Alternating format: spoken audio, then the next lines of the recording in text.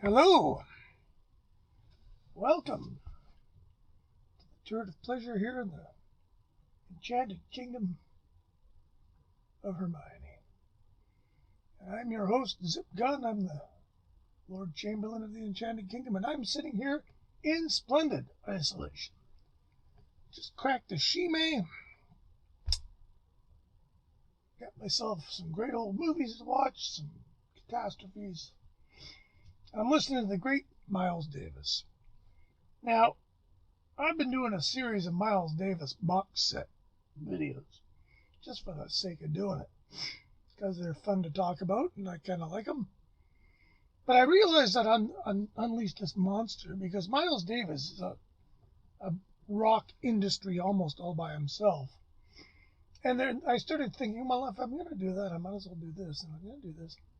And anyway, it turned out that I have a lot more work to do. I thought I was going to have this done months ago. So it's turning into Miles Monday. And I started looking, somebody requested I look into the bootleg series. I thought, yeah, of course, I forgot about those. And I started compiling my stuff. And then I realized there was a box set I had completely forgotten about. For a couple of good reasons. First of all, it's an era of Miles that I'm not super crazy about, except for the one little sliver of it that is. And this box set, which is kind of forgotten, is the Miles at Montreux complete box set. Now this is a 20 CD box set. This would make a decent murder weapon. Pretty heavy, you know. And it's chock-a-block. Now, there's a lot to say about this. As somebody who thinks that the 1973 to 75 Miles Davis Band is possibly the best musical group ever, I am delighted to say that the first two CDs is that band on this. 1973, July 8th, not too long after Pete Cozy had joined the band, so he didn't have quite the array of pedals and gizmos. He didn't have his synth yet. He wasn't playing percussion. He was just giving her on the guitar. And a more interesting guitar player you simply will not find, in my opinion.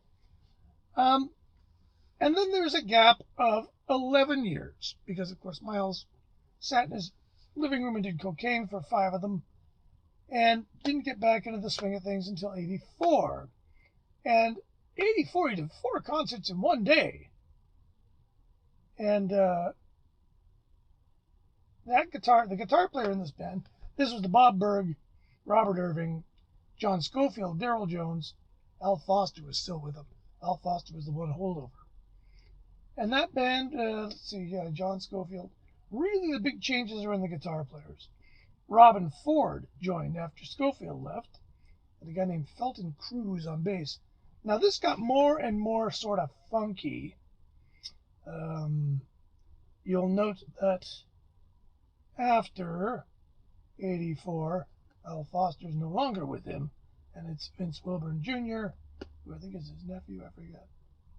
At any rate, it gets more and more and more and more pop.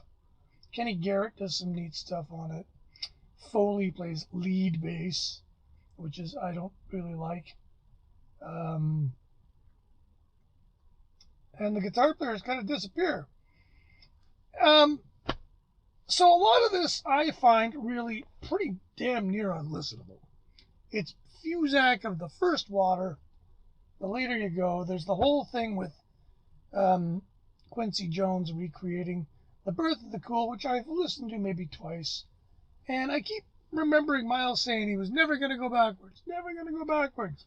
And here he is in the twilight of his career going straight backwards. It's fine. It's a recreation, the Gil Evans Orchestra, blah, blah, blah. I don't think Miles even plays all the trumpet on it. So as a bit of a freeze-dried jazz thing, fine.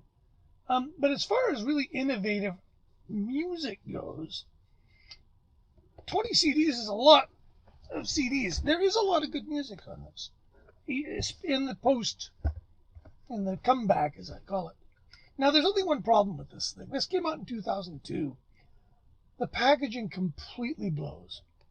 It's okay. There's your hardcover book. Okay, nice. And then there's these two fat 10 CD wallets with the slots on the top. They barely open. It is a big, and there's no song listings on the, I mean, how much more would it have cost to put each individual? So you go, what's the one that, where's the 8th version of Time After Time? Because I think there are indeed 8 versions of Time After Time on this, which is part of the reason I'm not that crazy about it, because I never really was that much into his version of Time After Time. It seems to be his greatest hit, according to this. The book is cool. Needless to say, by the way, the sound is great in all these.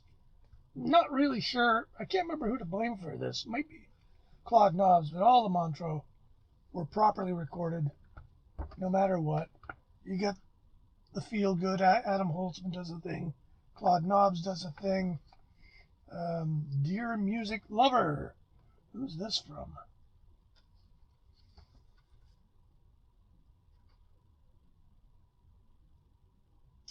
Jack Lieb does a liner note. And then now the problem is, if you want to know where everything is, you got to go deep into the book. I guess you can look on the back, but if you want to know who's on what, you got to go deep into the book and start.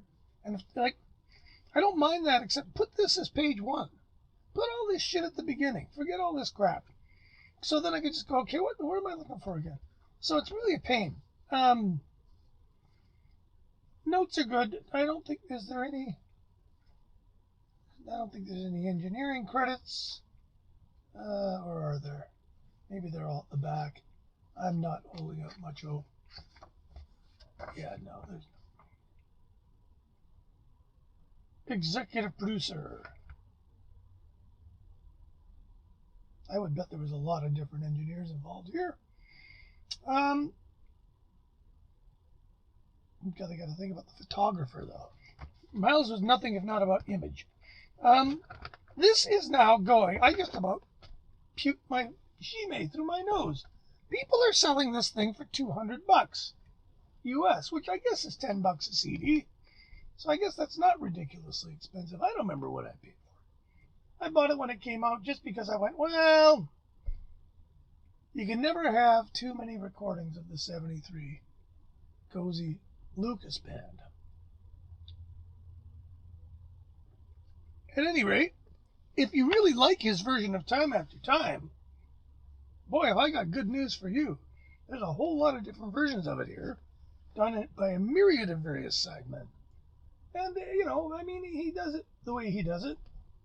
And Human Nature and a whole bunch of the other kind of weird hits that he did. I much prefer his stuff like Katia and what's the Star People album, which is pretty good stuff. Still nowhere near as good as the 70s, but that's just me. Anyway, there you have it. That's the one that almost got away. And we're going to try and I've got a big pile of these things. I'm going to do them all.